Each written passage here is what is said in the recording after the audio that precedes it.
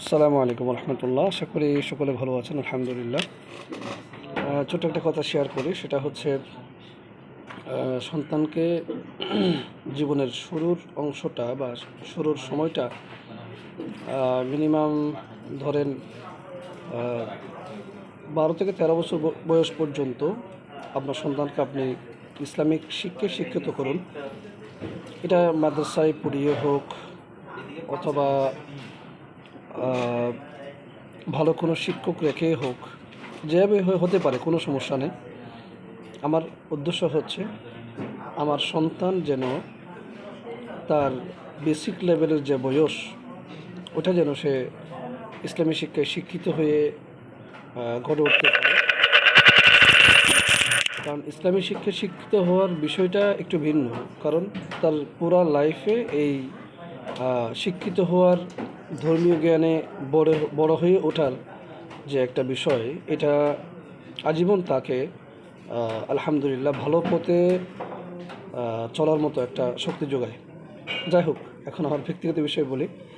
আমি আলহামদুলিল্লাহ পার্সোনালিভাবে আমার A to Z পড়াশোনা ব্যাকগ্রাউন্ড মাদ্রাসা, পাশাপাশি আমি হাটহাজারী মাদ্রাসা থেকে দারুল উলুম মুঈনুল ইসলাম হাটহাজারী মাদ্রাসা থেকে আমি দাওরা হাদিস শেষ করেছি আলহামদুলিল্লাহ।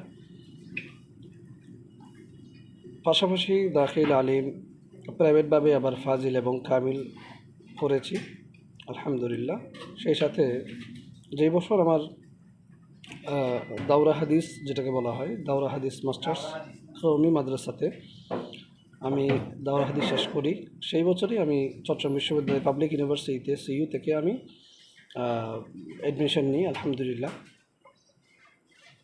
যথারীতি আমি অনার্স এবং মাস্টার্স দুটোই কমপ্লিট করি। তো আমি বলার উদ্দেশ্য এটা যে একজন ছাত্র মাদ্রাসায় পড়ে কখনো সে তার জীবনে পিছিয়ে পড়ে না। দাম্পত্য জীবন বলেন, ব্যক্তিগত জীবন, সামাজিক জীবন, যেটাই বলেন না কেন, সে কখনো পিছিয়ে পড়ে না, বরঞ্চ সে অনেক দিক দিয়ে এগিয়ে যায় আলহামদুলিল্লাহ। আমার বংশে আমি একজনই মাদ্রাসায় পড়াওয়া একজন সন্তান আলহামদুলিল্লাহ। আমি সবার থেকে একটু ভিন্নভাবে অনেক দিক দিয়ে আলহামদুলিল্লাহ এগিয়ে আছি। আমি সবসময় আল্লাহ তাআলার কাছে শুকরিয়া করি, কৃতজ্ঞতা করি আল্লাহ পাক আমাকে মাদ্রাসায় পড়ার তৌফিক দিয়েছেন, কোরআন এবং সুন্নাহর জ্ঞান অর্জন করার তৌফিক দিয়েছেন আলহামদুলিল্লাহ। সুতরাং আপনারাও আপনার সন্তানকে যদি আপনারা মাদ্রাসায় পড়াতে নাও পারেন, অন্তত তাদের বেসিক লেভেলের যে বয়স, সেটা যেন অন্তত ইসলামী জ্ঞান, ইসলামিক বেসিক নলেজ, একজন মুসলমান চলার পথে যা যা প্রয়োজন হয় ততটুকু জ্ঞান যেন, ইসলামী জ্ঞান যেন আপনি আপনার সন্তানকে শিক্ষা দীক্ষা দিয়ে বড় করেন ইনশাআল্লাহ।